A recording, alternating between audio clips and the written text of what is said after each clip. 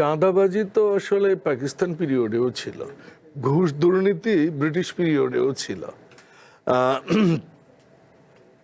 আমলাতান্ত্রিকতা ওই সময়েও ছিল। অধিকাংশ আইন এখনো ৩৬৯টা আইন বোধহয় ব্রিটিশ এবং পাকিস্তান আমলের আইন বাংলাদেশে।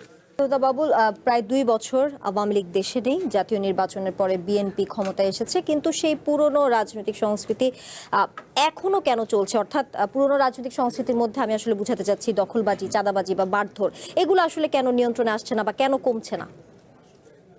ধন্যবাদ তানিয়াপা এবং সহ আলোচক শরীফুজ্জামান শরীফ এবং ফরিদুল হক সহ সকল দর্শক শ্রোতা এবং কলাকৌশলীকে আমার শুভেচ্ছা। আপনি শুরু করেছিলেন রাজনৈতিক সংস্কৃতি দিয়ে, চলে আসলেন চাঁদাবাজিতে। হ্যাঁ, এটাও একটা সংস্কৃতি, ঠিক সংস্কৃতির মধ্যেই পড়ে আর কি। কারণ সংস্কৃতির আসলে অনেকগুলো ধারা থাকে। আপনি যদি বলেন সংস্কৃতি, কিন্তু সাদা চোখে আমরা সংস্কৃতি বলতে আমরা বোঝাবো যে গান, নাচ, নাটক, সিনেমা, এগুলোকে মানুষ সাধারণ ভাষায় সংস্কৃতি বলে। কিন্তু সংস্কৃতির আসলে অনেকগুলো দিক আছে। রাজনৈতিক সংস্কৃতি, যেটা আজকে আপনার বিষয়, সংস্কৃতি, ধর্মীয় সংস্কৃতিও একটা সংস্কৃতি, এবং সামাজিকভাবেও অনেক কিছু সংস্কৃতি আছে যেটাকে আমরা সামাজিক সংস্কৃতি বলতে পারি।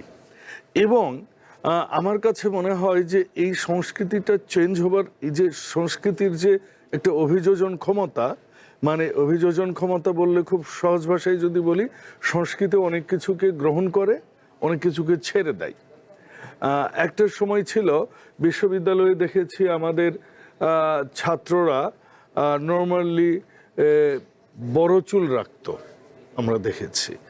এখন আবার সংস্কৃতি কি যে একদম ছোট চুল রাখে, এটাও কিন্তু একটা সংস্কৃতির অংশ।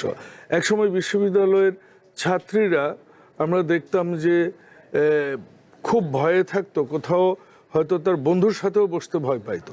আমাদের সময় ঠিক এরকমটাই, অমুক স্যার দেখে ফেলবেন। এখন কি হচ্ছে যে দুজন, এটাও কিন্তু একটা সংস্কৃতির অংশ। আগেরটাও যেমন সংস্কৃতি ছিল, এখনকারটাও এরকম সংস্কৃতি কিন্তু। আর আপনি যদি রাজনৈতিক সংস্কৃতি বলেন, ঠিক ওই একইভাবে আমি বলতে চাইব যে সংস্কৃতি, হ্যাঁ, ৯০ দশকে একটা সংস্কৃতি ছিল। আমরা এবং শরীফুজ্জামান শরীফরা বক্তব্যের মাধ্যমে, মানে শরীফ তখন ছাত্র ইউনিয়নের সভাপতি, আমরা তখন ছাত্রদল করি, আমরা বক্তব্যের ক্ষেত্রে, মিছিলের ক্ষেত্রে, বিরোধিতা আর ক্ষেত্রে আমরা রাজনৈতিক মতাদর্শ তুলে ধরতাম, মিছিল করতাম। আবার মধুতে এসে আমরা পাশাপাশি চেয়ারে বসে রাজনৈতিক হেকলিং করতাম, আবার কখনো কখনো একই টেবিলে বসেই আমরা মধুতে চা খেতাম। এটা কিন্তু একটা সংস্কৃতি ছিল। এবং ৯০-এর পরবর্তী সংস্কৃতি আমরা দেখেছি যে ২০০৩-০৪-এর দিকেও আমার হল, কবি জসিমউদ্দিন হলে দেখেছি ছাত্রদলের সভাপতি থাকতেন, ছাত্রলীগেরও সভাপতি থাকতেন, ইউনিয়নের সভাপতিও থাকতেন, সবাই একই হলে থাকতেন। ওটাও একটা সংস্কৃতি ছিল। আরেকটা সংস্কৃতি হচ্ছে যে আগে সাধারণত বৃদ্ধ লোকেরা পাঞ্জাবি পরতেন, হুজুররা পাঞ্জাবি পরতেন। এখন দেখা গেছে এটাও সংস্কৃতি, এবং এটা রাজনীতিতে আরো বেশি দেখা যায় যে ইয়াং মানুষও পাঞ্জাবি পড়ছে, ইয়াং মানুষও দাড়ি রাখছে। এটাও কিন্তু একটা সংস্কৃতির অংশ। কাজে কোন সংস্কৃতি ভালো আর কোন সংস্কৃতি খারাপ, এটার চুলচেরা বিশ্লেষণ আসলে এই ১৫ মিনিট ২০ মিনিটে সম্ভব নয়। সংস্কৃতিটাকে আপনি যদি রাজনৈতিক সংস্কৃতির কথাই আসি, যদি আমি, এই সকল সংস্কৃতির মূল সংস্কৃতি রাজনীতি সংস্কৃতি। তো আমি যে ফ্যাসিস্ট যখন অন্তর্ভুক্ত বলছিলাম, ফ্যাসিস্ট যখন ঘৃণা ছড়িয়ে, সংস্কৃতি এগুলো থামছে না। আমি আসছি, ফ্যাসিস্ট যখন ঘৃণা ছড়িয়ে দেবার জন্য মানুষকে কটাক্ষ করত, প্রতিপক্ষকে বাজে কথা বলতো, ওইটা তো সংস্কৃতিতে চলে এসছে।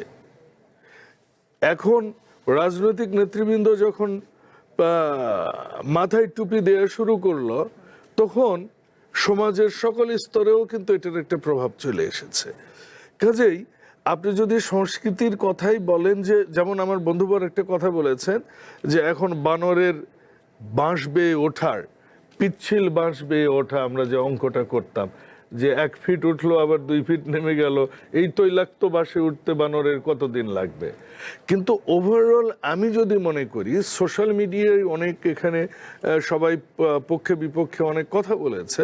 হ্যাঁ, হয়তো আমরা ওই স্তর এখনো তৈরি হয়নি আমাদের সমাজের, হয়তো বা আমাদের সমাজের ওই ক্যাপচার করবার যে হাওয়া লেগেছে পৃথিবীতে বা প্রযুক্তিতে, সেটাকে ধারণ করবার হয়তো বা ক্যাপাবিলিটি নাই।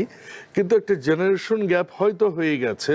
সেটার জন্য যে শুধু তরুণরাই দায়ী এটিও কিন্তু নয়, এর জন্য রাজনৈতিক নেতৃত্বও দায়ী এবং আমাদের ধর্মীয় লিডারশিপও দায়ী, আমাদের রিলিজিয়াস লিডারশিপের পাশাপাশি আমার এডুকেশনাল লিডারশিপও দায়ী, বুদ্ধিজীবীরা দায়ী। আপনি শুধু রাজনৈতিক ব্যক্তিত্বকে এককভাবে দায়ী করতে পারেন না। চাঁদাবাজির কথায় আসি। জি।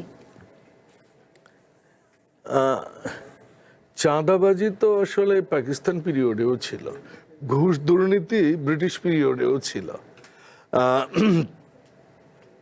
আমলাতান্ত্রিকতা ওই সময়েও ছিল। অধিকাংশ আইন, এখনো 369টা আইন বোধহয় ব্রিটিশ এবং পাকিস্তান আমলের আইন বাংলাদেশে। তো ওই জিনিসগুলো যুগের পর যুগ ছিল।